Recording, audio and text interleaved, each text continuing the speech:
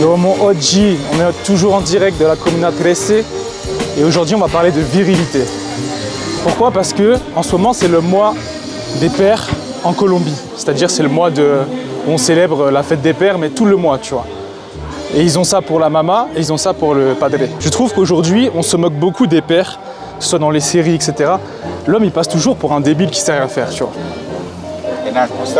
Voilà, Seigneur. Et je précise que c'est pas parce que je parle de virilité que moi je suis au top de la virilité ou quoi. Non, un homme ça se transforme petit à petit, tu le deviens à force des expériences, des épreuves, etc. Et aujourd'hui on a un vrai combat contre la virilité, on cherche à diaboliser, à dire que c'est pas bien d'être un homme viril, d'être fort, etc. Pourquoi? Parce que c'est toujours les hommes qui sont libres d'esprit et qui sont forts, qui ont des convictions, qui changent les choses dans la société. Donc ça fait peur aux gens qui dirigent d'avoir une armée d'hommes forts.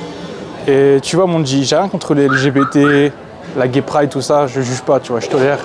Mais qu'on en parle plus, par exemple, que la santé mentale des hommes. Il faut savoir que le mois de juin, c'est le mois de la santé mentale des hommes dans le monde. Et quand on sait le taux de suicide des hommes, tous les problèmes, tu vois, qu'on peut avoir au quotidien et qui sont, aux yeux de la société, inexistants. Ça veut dire que toujours les femmes, enfin souvent les filles, les féministes souvent, vont nier tes problèmes quand t'es un homme. Elles vont dire oui mais t'es un homme donc t'as le pouvoir, comme si les femmes étaient tout le temps oppressées, les hommes des oppresseurs, et que nous on était les rois du monde juste parce qu'on est des hommes. Et en fait c'est pas du tout la réalité de nos vies en tant qu'hommes, pour la plupart, la grande majorité d'entre nous.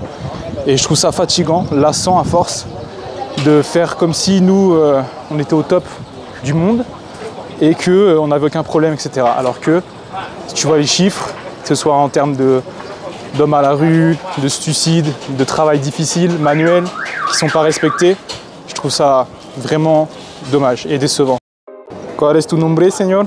Carlos Cañas. Carlos. Je parle français, oui. Carlos Cañas. Mbappé. Me fascina Francia. Mbappé. Mbappé. El jugador del mundo. Ay. Próximamente. Claro. Eurocopa, Francia. Vamos. Campeón. Francia. Vamos campeón. Colombia. Ciao. Tu vois, mon G, c'est pour ça que j'adore ce pays. Les gens sont tellement gentils ici. Alors que c'est une sorte de favela, tu vois. Enfin, ils appellent ça barrio ici. Mais c'est une favela en fait. Les gens sont pauvres et tout. Et ils sont tellement accueillants, tellement gentils. Bon, après, il ne faut pas non plus être naïf. Il faut faire attention. Nodar, papaya, comme on dit ici. Bref, ce qui nous manque aujourd'hui, mon G, je trouve, c'est des endroits où on peut se retrouver entre hommes. Dans le passé, tu avais, je sais pas moi, comment ils appelaient ça? Le fumoir, ou quand ils allaient prendre un brandy entre hommes, tu vois. Des lieux où tu te retrouves dans une énergie masculine et où tu peux parler entre hommes. Et ça, des fois, ça nous manque. Il faut qu'on retrouve ça. C'est un peu l'esprit de Fight Club, tu vois. T'es pas obligé de faire des arts martiaux, des combats, mais te retrouver avec tes amis. Là, il y a des billards en Colombie où tu as souvent que des hommes et je trouve ça cool, l'ambiance, tu vois. Ça fait plaisir aussi de se retrouver avec de la testostérone autour de toi. Ça veut pas dire que j'aime les hommes, loin de là, mais juste cette énergie va faire que tu es accompagné d'hommes, donc forcément tu vas te comporter plus comme un homme. Aujourd'hui on essaye tout le temps de dire non, ça c'est pas bien, la violence c'est pas bien. Des fois quand tu es un homme il faut utiliser la violence. Il faut être dans les nobles caractères, la patience, la douceur, la gentillesse, mais un homme il sait aussi faire preuve de violence pour défendre ses valeurs, pour défendre sa liberté et pour suivre son propre chemin. Voilà mon G, petite vidéo rapide pour parler de virilité. Encore une fois, je ne suis pas exemplaire, loin de là, même quand je parle des filles. Là, en Colombie, je me suis fait, comment dire, j'ai été attiré par une fille qui n'avait pas beaucoup de valeurs, en tout cas des valeurs totalement différentes des miennes. Et pourtant, j'ai insisté, alors que je conseille toujours de ne pas le faire. Mais c'est vrai, quand tu es pris dedans, c'est toujours difficile. J'ai aussi dit non à des Colombiennes qui voulaient, voilà, tu vois ce que je veux dire. Et ça les a choquées, parce qu'ici, c'est très rare que, enfin, dans le monde entier, c'est rare qu'un homme refuse. Mais un homme qui est au contrôle de ses passions, c'est un homme qui est fort, qui est puissant. Et aujourd'hui, on crée une génération d'hommes qui sont censés être doux, gentils, efféminés, mais ils ne se contrôlent plus. Et en fait, ça crée des extrêmes. D'un côté, tu vas avoir des hommes très efféminés, mais qui se comportent mal. D'un autre côté, tu vas avoir des hommes très virils, mais pas la bonne virilité d'avant, être gentleman, la chevalerie, la virilité débile. Et c'est pas ça qu'on vise sur Premier Rang. Nous, on cherche une virilité éduquée, une virilité noble, comme les hommes d'antan, tu vois, les hommes qui avaient ce qu'on appelle la classe ou le charisme.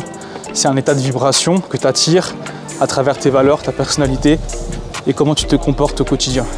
Sur ce, mon G, je te laisse en direct de la Comuna 13. Si jamais tu vas en Colombie, je te conseille à Medellín. C'est magnifique, c'est super. Et c'est une histoire hyper intéressante parce que, comme je t'ai expliqué dans l'autre vidéo sur la loi de l'attraction, va checker ça, ils ont transformé leur barrio, qui était très dangereux, un des plus dangereux en Colombie, en quelque chose de super positif avec des beaux messages d'amour, de respect, d'espoir. Et ça, je trouve ça juste trop beau. Ça rejoint totalement le message sur Premier Round. On progresse ensemble en esprit. Let's go, vamos!